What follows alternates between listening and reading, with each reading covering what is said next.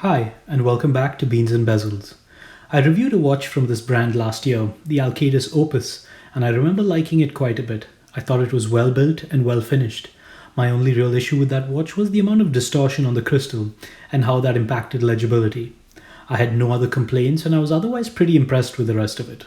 This is the Velos and is the brand's latest offering. This is an ETA 251.294 Flyback Precidrive quartz-powered chronograph with some neat features, good build quality, interesting dials, and a reasonable price tag. The Velos is scheduled to launch later this month at around $400 on Kickstarter. Let's check it out. I measured the case to be 38.75 millimeters in diameter, 45 millimeters from lug to lug, and 12.3 millimeters in height. What stood out to me immediately was the excellent case finishing. The case is mostly polished with a few brushed accents, and the polishing is excellent. It is nice to see a well-polished case on an affordable watch, and this one definitely delivers. The case extends out into a pair of short and curved lugs. The lugs have brushed-top surfaces, which creates an interesting transition of textures and finishes. The lug width is 20 millimeters. This is a three-piece case construction with a polished fixed bezel section that seats a boxed sapphire crystal. Unlike their last offering, the distortion on this is just perfect and does not interfere with visibility in any way. There is a 4.65mm screw-down crown at the 3 o'clock position that is easy to grip and operate.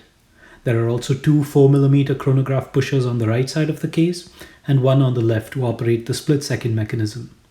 Flipping it over, you have a solid screw-down case back, and this watch is rated for up to 100 meters of water resistance. This watch will be offered in 5 different dial options, and this is the grey texture dial. The base of the dial has vertical brushing with a metallic finish. The watch looks a bit brighter and closer to silver than the grey that's displayed on their website and in their 2D renders. There is a sloping white chaptering that serves as the chronograph scale. The scale is printed in black with some red accents. I really like these colored accents and I think they could have been a bit more prominent. On the dial base, you have an outer minute and seconds track with medium-sized black ticks for the minutes and short ticks for the milliseconds. The printing quality is good and the black on silver contrast is very easy to read. You then have applied stainless steel indices for all the hour markers. I love chronographs that figure out a way to maintain symmetry of all indices and markers, and this one does a good job of that. Some are shorter than others to make room for the sub-registers, but none of it is an eyesore. The quality control on these indices is actually pretty bad, and there's a bunch of glue or gunk on them, which makes it almost look marbled or textured. This is a prototype, so I suspect things will get better, and I'm confident that the brand is capable of doing good finishing based on the production unit opuses that I reviewed last year.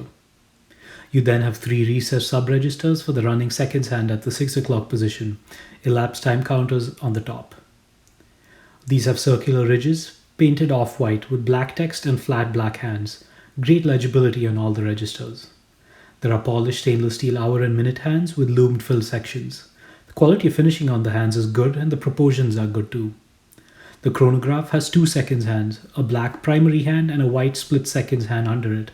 These hands will tick together unless the split second mechanism is engaged. When engaged, the black hand halts while the white hand proceeds. You can realign them to tick together by pushing the left pusher once more. The finishing on these hands is simple, with flat painted surfaces and good proportions. The main chronograph seconds hand has a lume tip, which I thought was a neat addition. Overall, I like the dial design. I think it's easy to read, not too chaotic, and has excellent contrast. The finishing on the indices needs to be improved, and I also noticed some dirt under the right register that is likely limited to just this prototype. Racing-inspired chronographs don't generally focus on nighttime legibility, and the lume is often lacking from both a design and performance perspective. The lume on this watch is good though, and all the indices are lumed. The 3 primary hands are lumed, with large lume sections on the hour and minute hands, and a small lumed section on the seconds hand. All the lumed elements glow reasonably bright and hold their charge well. I like the use of bicolor lume on the indices, and I think that's a nice design element. Overall, this lume is more than adequate, and I don't think anyone is going to be disappointed with it. This watch uses an ETA 251.294 Flyback Precidrive quartz chronograph movement. This is my first interaction with one of these, and I definitely enjoyed it. I tend to prefer quartz movements for affordable chronographs anyway, and to get a flyback seconds hand as well as the split seconds mechanism is a really nice added bonus. These are both complications that were very popular among motorsports, so it's very fitting to have them on this watch. The button action is great and the movement works as it should. While some may be put off by the fact that it is a quartz movement, I think others will find the flyback and split seconds very appealing. The 38.75mm diameter and 45mm lug-to-lug width translate into a compact wrist presence on my 6.5-inch wrist. The 12.3mm height is good and the watch itself is well balanced on the wrist.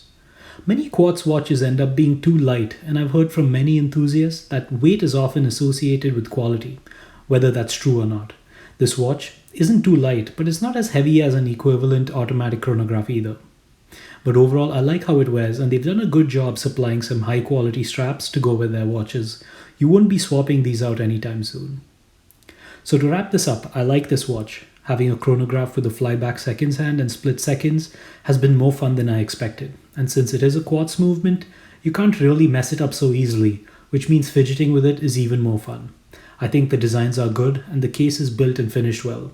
The dial needs some more attention at the quality control step, but this is a prototype and their last production model was finished very well, so I wouldn't be too concerned. At around $400, I'm going to say this one is worth considering if you're open to a quartz movement and if you're a fan of racing chronographs. As always, thanks for watching and don't forget to read my other reviews in the link below.